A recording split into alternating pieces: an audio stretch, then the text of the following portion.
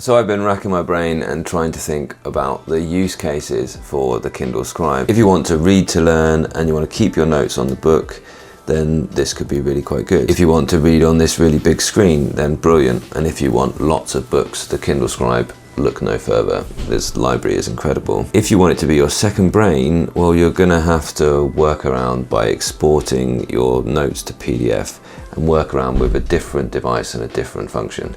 This isn't it if you want the e-ink tablet to be part of your second brain, part of your knowledge management system.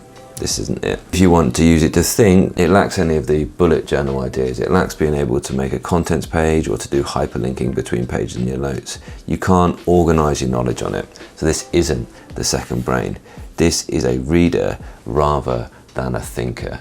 It's a great tool for laying out your ideas, but just as much as pen and paper, and that's your lot. I'm really struggling to see much more than that. Even the eraser functions are limited.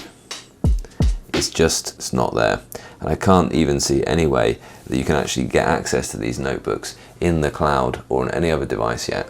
Kindle has got a long way to go to develop this software if they're thinking this is going to be a second brain. Hardware-wise, it's good, but at the minute, the use cases are to read to learn, being able to access lots of books, and to keep your notes there on the books with the sticky notes, not being able to organize that knowledge for use later on. You'll be stuck doing a lot of workarounds if you want to organize that knowledge from the Kindle Scribe.